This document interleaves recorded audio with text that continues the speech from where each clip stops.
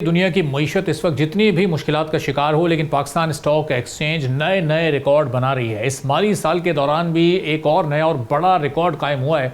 Stock exchange की तारीख में पहली मरतबा लिस्टेड कंपनीज ने 1000 अरब रुपए से ज़्यादा के कैश डिविडेंड शेयर होल्डर्स में तकसीम किए हैं, जिससे अंदाज़ा होता है कि लिस्टेड कंपनीज इस वक्त अच्छे खासे मुनाफे में हैं और आलमी कशीदगी का असर इतना ज़्यादा महसूस नहीं किया गया।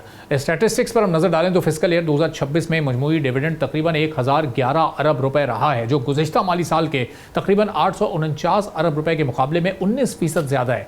यानी एक साल में कंपनीज ने तकरीबन 163 अरब रुपए इजाफी शेयर होल्डर्स को दिए हैं। अगर 10 साल पीछे हम जाएं तो फिर ये तस्वीर और नंबर्स मजीद दिलचस्प हो जाते हैं। फिस्कल ईयर 2016 में कंपनीज ने सिर्फ 352 अरब रुपए के डिविडेंड दिए थे। अब इस लिहाज से फिस्कल ईयर 2026 के मुकाबले में डिविडेंड में तकरीबन 187% का इजाफा हुआ है।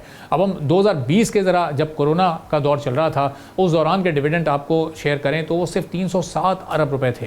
लेकिन यहाँ पर एक अहम सवाल है, क्या ये इजाफा पूरी पाकिस्तानी कॉरपोरेट दुनिया की शानदार कारकर्दगी का नतीजा है? तो जाहिर है कि इसका जवाब है कि मुकम्मल तौर पर नहीं। असल कहानी जो है वो चंद बड़े शोबों के गिर्द घूमती है।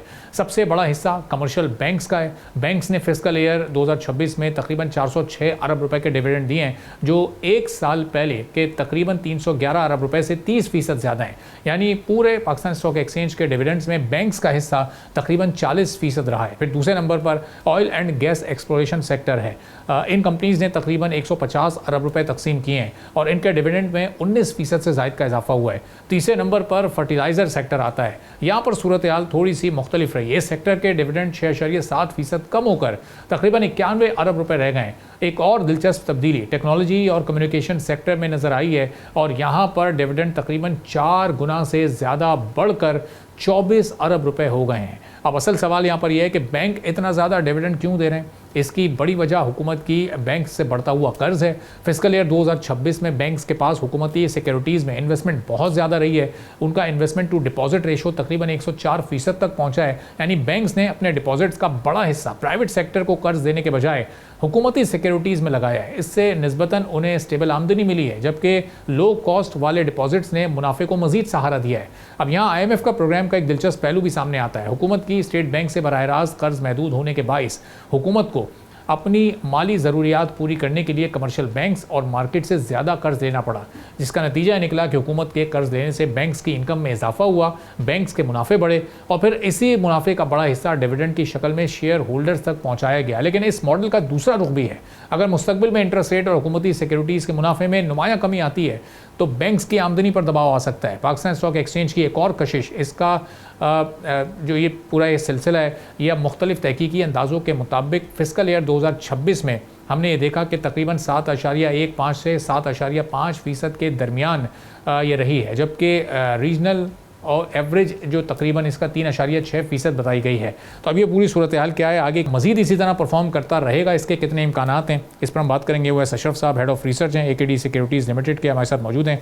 वैसा बहुत शुक्रिया प्रोग्राम के लिए, आपने वक्त निकाला। अब ये बैंक्स ने टोटल डिविडेंड का 40% अपने ऊपर उठाया हुआ है इस वक्त, लेकिन ज़ाहिर है वो हुकूमत के कर्ज और 2-4 ऐसे फैक्टर्स हैं जिनकी वजह से मुमकिन हुआ है। तो ये मोमेंटम ऐसे ही चलता रहेगा और इससे हमारी ओवरऑल इकोनॉमी को, पूरे कॉर्पोरेट सेक्टर को भी कोई फ़ायदा हो रहा है, या ये बड़े लिमिटेड सेक्टर्स हैं जिनकी यहाँ निशानदेही की गई है? देखें, जो आपने सारी बातें की हैं अभी तक वो सब ठीक हैं। एक ये भी देखना चाहिए कि अगर हम पिछले 10 साल की एवरेज देखें तो हमारी स्टॉक मार्केट में जो है एवरेज डिविडेंड यील्ड जो है वो 9.3% की दी है। एज़ कम्पेयर टू अगर वही पैसा हमने टी बिल में लगाया होता तो वो हमें तकरीबन 11% के यील्ड करता, और अगर हमने सेविंग अकाउंट में वही पैसा रखा होता तो तकरीबन मुझे 5% एनुअल रिटर्न मिलता। लेकिन यहाँ पे एक बड़ी बात है जो समझने की है कि अगर मैं बैंक में पैसा आज 1 लाख रखवाता हूँ तो वो मेरा 1 लाख ही रहेगा, वो बढ़ेगा नहीं पैसा। जो मुझे इंटरेस्ट उसके ऊपर मिला वो मुझे मेरे अकाउंट में आ गया। इसी तरह अगर मैं टी बिल में लगाता हूँ तो 11.1% तो मुझे 10 साल मिला, लेकिन जो मेरा प्रिंसिपल है वो 1 लाख का 1 लाख ही रहा। तो लेकिन इसके बरक्स अगर हम स्टॉक मार्केट की बात करें तो आपने जो पैसा 1 लाख उसमें लगाया तो उसको आपको पर एनम जो है वो 9.3% तो उसने सिर्फ डिविडेंड यील्ड दे दी और आपका पैसा भी 4 गुना कर दिया, डिस्पाइट द फैक्ट के पिछले 10 साल के अंदर हम 2 दफ़ा क्राइसिस के थ्रू गुज़रे हैं। तो ये एक बड़ा पॉइंट है जो अंडरस्टैंड करना चाहिए इन्वेस्टिंग पॉइंट ऑफ व्यू से भी, कि जो आपका टी-बिल है या फिक्स्ड अकाउंट है, उसमें आपका प्रिंसिपल नहीं बढ़ता। उसमें आपको जो कूपन मिलता है वो अगर रीइन्वेस्टमेंट हो तो तब ही आपका प्रिंसिपल बढ़ सकता है। तो इसका मतलब ये है कि जो आपको डिविडेंड मिल रहा है वो आप फॉरगो कर रहे हैं। लेकिन अगर स्टॉक्स की बात करें, अगर आप साल के साल डिविडेंड खाते भी जाएँ, तो आपकी जो कैपिटल एप्रिसिएशन है वो इतनी हो जाती है कि वो आपके जो इन्फ्लेशन है उसको ईज़िली बीट कर देती है।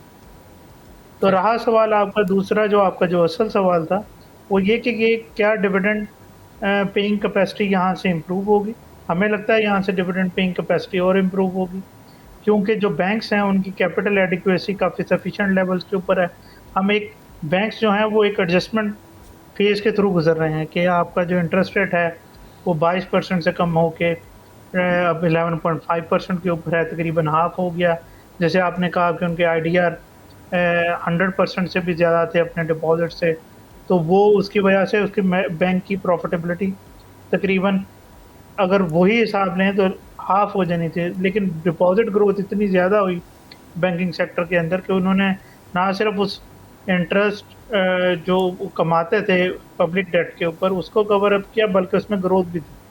अब गोइंग फॉरवर्ड हम देख रहे हैं जैसे-जैसे एडीआर आपके बढ़ेंगे, जो कि पब्लिक सेक्टर को या प्राइवेट सेक्टर को डिपॉज़िट्स होते हैं, वो जैसे-जैसे बढ़ेंगे, तो उनके ऊपर आपका स्प्रेड्स बैंकिंग सेक्टर का ज़्यादा होता है, कहीं 2% होता है, कहीं 3% होता है, तो आपके बैंकिंग सेक्टर की प्रॉफ़िटेबिलिटी मज़ीद बेहतर होगी। और इन्फेक्शंस रेशो अगर देखें कि मेरा लोन अगर ख़राब हो सकता है, तो वो काफ़ी कम है पाकिस्तान के बैंकिंग सेक्टर में। दूसरा बड़ा सेक्टर जिसने कंट्रीब्यूट किया है वो ऑयल एंड गैस है अभी तक का।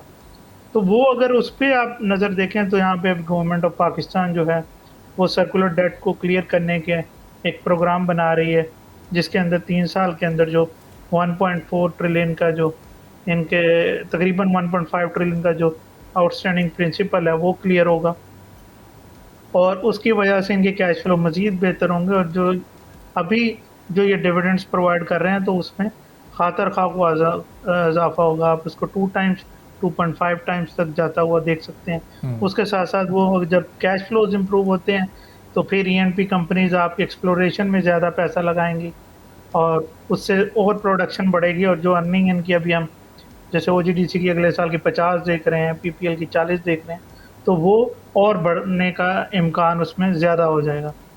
तो तीसरा जो बड़ा सेक्टर है फर्टिलाइज़र, तो फर्टिलाइज़र भी जो है वो उसमें भी लग रहा है कि हमें फार्मर इनकम बेहतर हो रही है। पिछले 2-3 साल में जो स्ट्रक्चरल रिफॉर्म्स गवर्नमेंट ने किए हैं कि फार्मर को बेहतर प्राइस मिले।